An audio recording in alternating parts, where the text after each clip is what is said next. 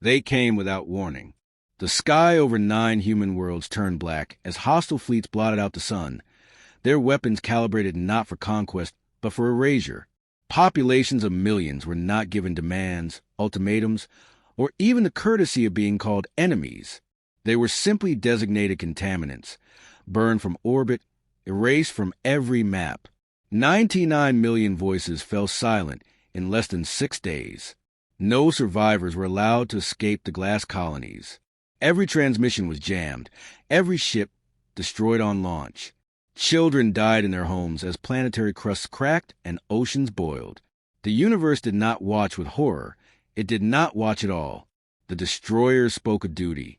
They called themselves enlightened custodians of the galaxy, claiming that human expansion threatened balance, that Earth's colonies spread like infection, that the culling was regrettable but necessary.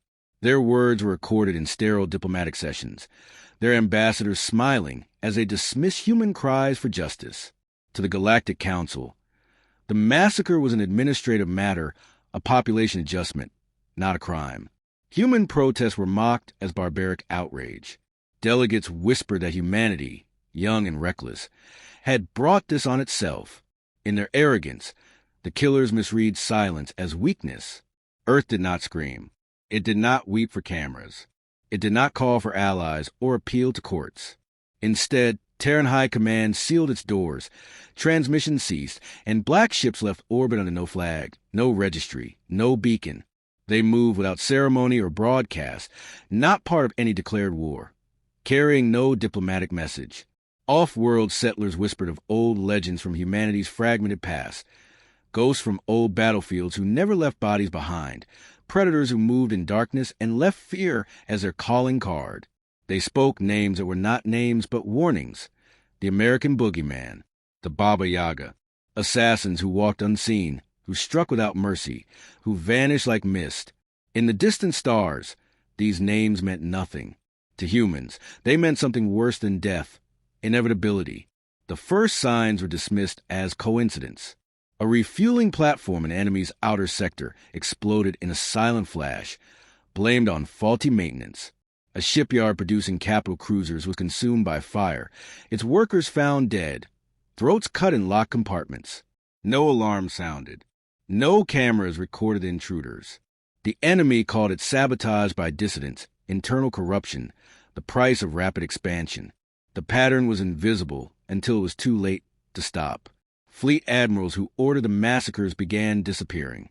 Their personal guards, elite soldiers trained to kill anything with 2 legs, found themselves slaughtered in silence. The admirals' bodies were discovered hanging in their own war rooms, eyes wide in terror. Not a single shot fired. On one planet, an entire governor's palace was reduced to ashes overnight. Every guard killed with surgical precision, every data core wiped. No ships were seen entering or leaving. The attackers did not come in fleets. They came as whispers, shadows, movements in the corner of an eye. Soldiers told each other stories in the barracks, of footsteps heard in sealed corridors, of breathing in the dark, of comrades found with necks broken before a weapon could be raised. Humanity said nothing publicly. There were no threats, no proclamations of vengeance. The black ships never transmitted. Yet messages appeared burned into bulkheads, scratched into glass, carved into the metal walls of command decks. For digits, 9, 9, 0, 0, 0, 0, a number with no meaning to the aliens, but one humanity understood with cold clarity. For every million dead, a world would fall. Panic spread among the enemy ranks.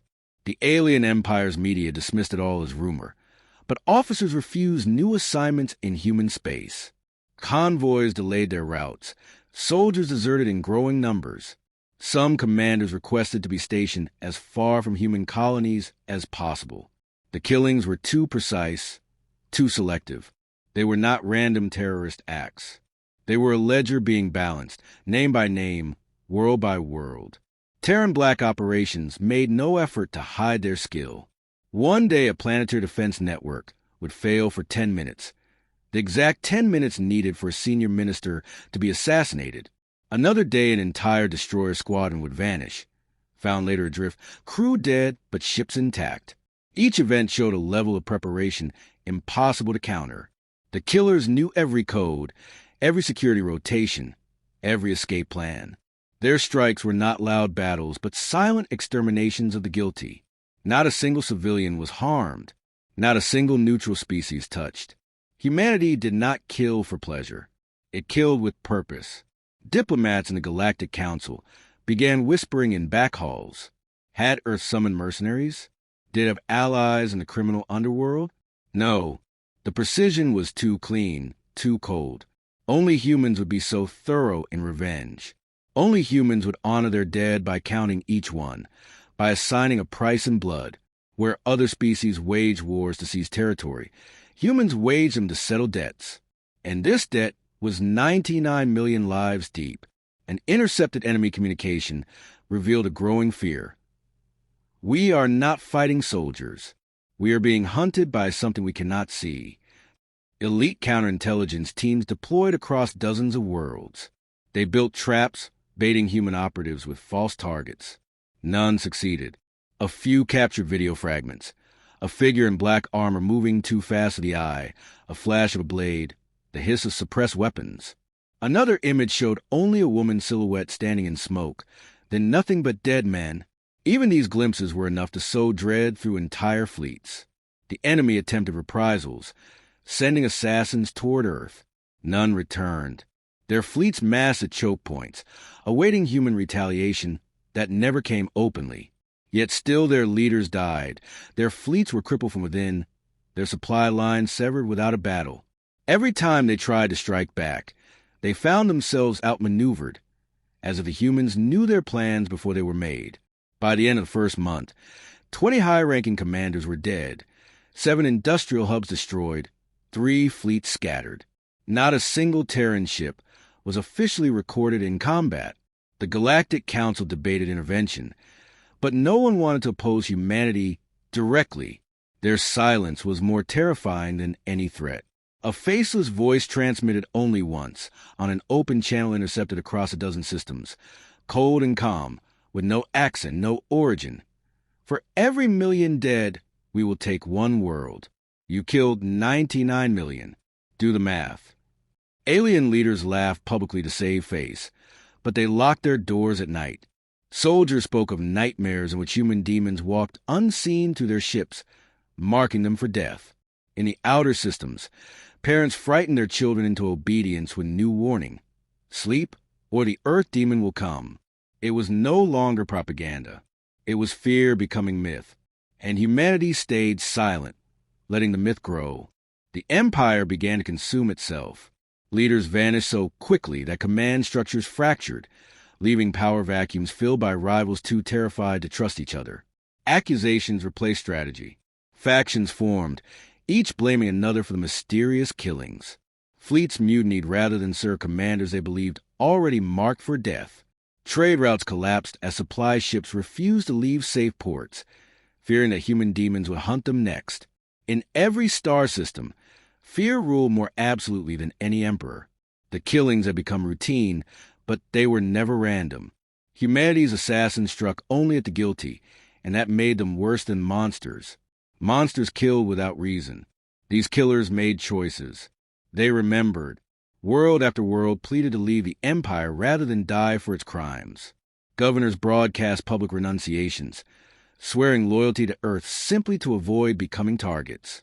Neutral species stopped condemning humanity and began quietly offering support, knowing Earth did not kill without cause. The galaxy had learned the truth. Humanity did not need fleets to win wars. It needed memory and the will to balance every account. Within the Empire, propaganda collapsed. Ministers who lied about human vengeance were themselves executed, their bodies found with the same carved number, 99 million. The myth was no longer confined to soldiers and officials. Civilian populations told stories of silent Terran warships drifting like ghosts between stars, delivering judgment. Parents frightened their children with warnings to behave lest the Earth demons come for them. But these stories no longer felt like tales. They felt like news reports. The Empire tried to consolidate power in a single fortress station, gathering surviving admirals, counselors, and warlords in one impregnable stronghold. The station was shielded, armed with fleets at every approach, protected by millions of soldiers. No one believed humanity could reach it. They were wrong. In a single night, every leader inside was found dead. Not a shot was fired, not a hull breach recorded. Surveillance systems showed nothing but static, as if the assassins had erased themselves from reality. The only message left behind was a single word burned into the main chamber wall: accounted. After that, no one dared take command of the Empire. Planetary governors refused orders. Fleets declared neutrality, and whole sectors surrendered without resistance. Humanity never spoke, never issued terms, never broadcast demands. The black ships kept moving, following their list, until there were no names left to cross off. Those responsible for the massacre of 99 million humans were all dead. Not one escaped judgment. Galactic perception shifted from fear to awe. Species that once dismissed Earth as a minor power began to treat humanity with reverence. They saw a species that did not wage war for conquest, but for justice so precise it terrified the stars.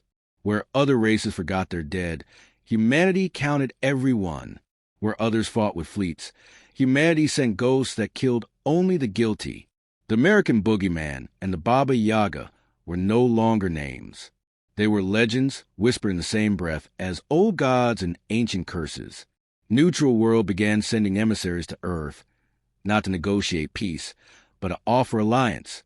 They wanted protection, not from invasion, but from the cold discipline of Terran wrath. No one wanted to risk being remembered by humanity for the wrong reasons. The Galactic Council, once dismissive and arrogant, voted in secret to censure the Empire that had started the massacre. But there was nothing left to censure. The Empire had already torn itself apart under the weight of its own guilt and fear. When the Terran fleet finally appeared, it was not to conquer. Silent warships emerged from hyperspace over key worlds, not firing a single shot. They simply hovered there, a wordless reminder that humanity was watching. Those worlds surrendered immediately, not out of fear of bombardment, but out of fear of the unseen assassins who walked ahead of the fleet. There was no invasion, no occupation, no slaughter. Humanity had no interest in ruling aliens. It only wanted the killing to stop. And once the debt was paid, the killing stopped. In the aftermath, the galaxy changed. Entire species rethought their policies, knowing that humans never forgot, never forgave mass murder, and never required approval to avenge themselves. Trade agreements shifted toward Earth, military alliances formed around its banners, and the legend of its two demons spread farther than any Terran fleet. In distant star systems where no human had ever set foot, alien children were still warned to behave, because somewhere in the dark, the Boogeyman and the Baba Yaga might be listening. No one ever proved who they were. Some claimed they were lone operatives, enhanced beyond human limits. Others believed they were symbols, many assassins working under two names to create a myth too large to kill. Some whispered that they weren't human at all, but something Earth had built to make sure no atrocity would ever go unpunished again. Whatever they were, they vanished as suddenly as they had appeared, leaving no trace behind but the silence of the dead and the fear of the living. Years later, long after the last guilty world had been marked accounted, ships traveling near human space still broadcast peaceful signals, and alien diplomats still treated Terran envoys with respect bordering on reverence. They had learned the lesson written in blood across 99 million graves. Humanity might be peaceful, but it was never weak. It might forgive small slights, but never genocide. It did not need numbers to win, or allies to prevail. All it needed was memory and two shadows willing to walk into hell. And so the galaxy learned to pray that Earth never counts as dead again.